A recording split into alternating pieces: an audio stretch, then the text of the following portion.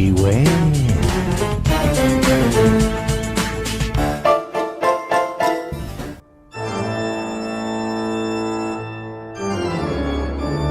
Welcome, audience. Welcome to Viewer Beware.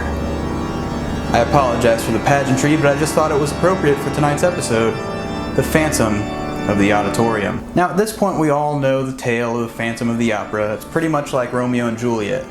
And much like Romeo and Juliet, in the 90s, there was a modern adaptation of it on Goosebumps. And that's what we're going to be looking at today.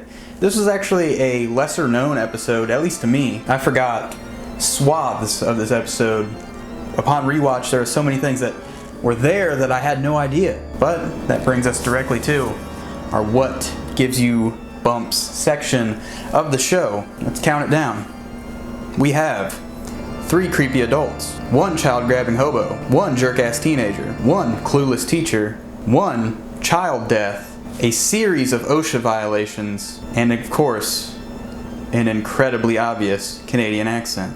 Well, without much further ado, let's get into our film tonight. Let's roll it.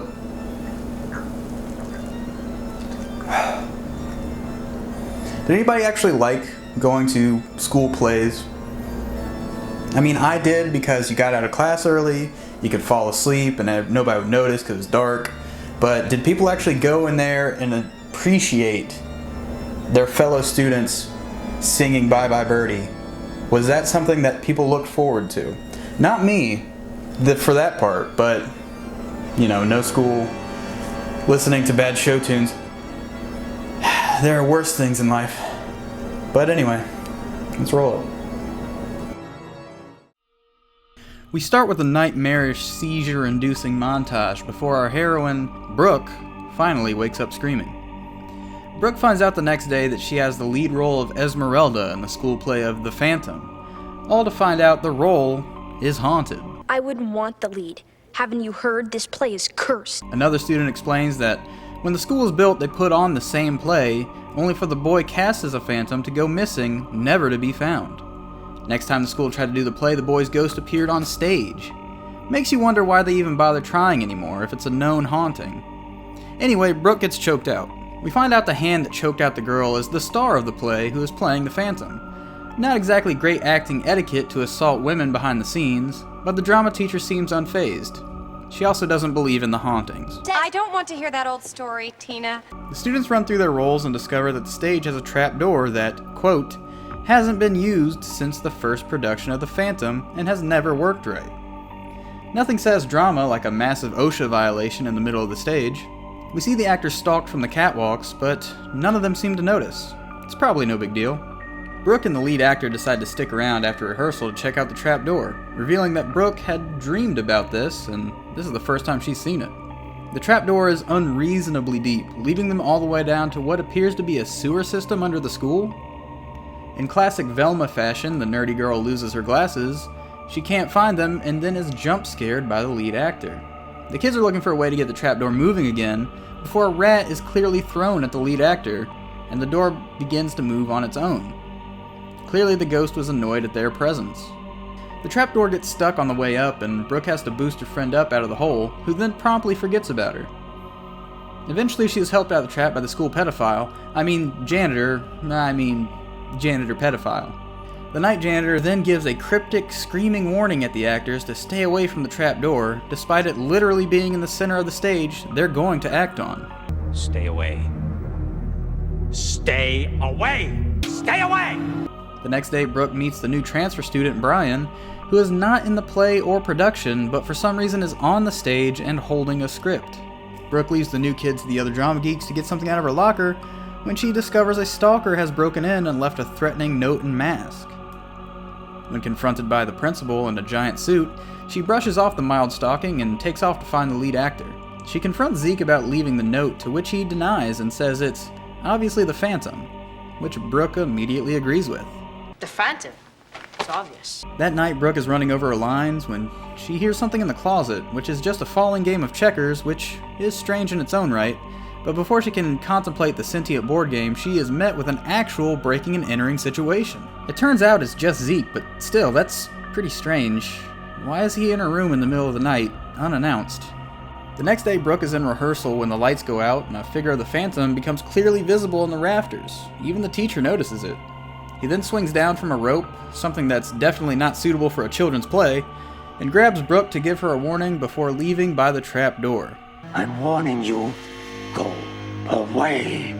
This is obviously the night janitor because it's clearly a grown man and has the exact same voice. Zeke then shows up from the dentist appointment and the teacher then accuses him of scaring everybody. Despite the fact that the Phantom they just saw go down to the basement was at least a foot taller than him, had a 5 o'clock shadow, was in full costume, and had a voice several octaves lower than his. Safe to say this teacher is not bright. The cast then follows a trail of paint that leads to Zeke's locker where a can of red paint has been planted, somehow proving that he was just minutes ago a grown man in full costume in a basement. The teacher then kicks him out of the play for it. Brooke, Zeke, and Brian are later discussing who the perpetrator could have been before running across the janitor and asking if the night janitor could clean up the stage, to which he tells them there is no night janitor. Emil, the night janitor. Night janitor? There's no night janitor. Big shock. With this knowledge, Brooke, Zeke, and Brian then return to the school at night to check out the trapdoor. The kids then discover a ramshackle living quarters deep under the school, so the night janitor isn't really a janitor, but a homeless guy. He then confronts the kids in his hobo shanty wearing a makeshift Phantom costume before being outran back to the trapdoor. The police are then called and the fake janitor is flushed out of the school, revealing that he was actually really a homeless guy living in the school that frequently liked to grab children. And the officer thinks that he was a homeless man who was living underneath the stage. There's a lot to unpack here, but let's just leave it at that and say Zeke gets to be the Phantom again. The Phantom lives. During the production, Zeke is having trouble getting the trapdoor to work before he is incapacitated by another person dressed as the Phantom. Brooke is then joined on stage by a Phantom that is definitely not Zeke, and is in fact some kind of demonic entity. The demon then explains that he was the first kid that was supposed to be in the play, when the school was built 70 years ago, but he fell into the ridiculously deep trapdoor pit and died, becoming what he is now. Brooke then rips off the mask and he falls down the pit again in a cruel bit of irony. The teacher seems unbothered that the actual ghost ad-libbing off script and then falling to his second death was in the final act of the play. Brooke then finds Zeke passed out with a school yearbook from the first year the school opened when the accident happened. When they look into the book to see who the boy was, they discover it was Brian the whole time. He wasn't a transfer student, he was a ghost. That was so dark. That was a dark one. It had a child death not only explicitly mentioned, but recreated in real time. It had an actual homeless guy that wasn't even explained. They just hand-waved it. This guy was jumping from the rafters and grabbing kids. Why did he want them to stay away? It's not actually talked about at all in the episode. This is just a crazy Canadian school that should have shut down when that first kid died. Like, how are people still going there? That should be abandoned. But I appreciate a good dark episode of a classic children's horror series. But I forgot so much of this episode that upon rewatch, it just launched itself into the upper echelon of Goosebumps TV series. And I really give it a solid recommendation. So please check it out. But as always, viewers, beware.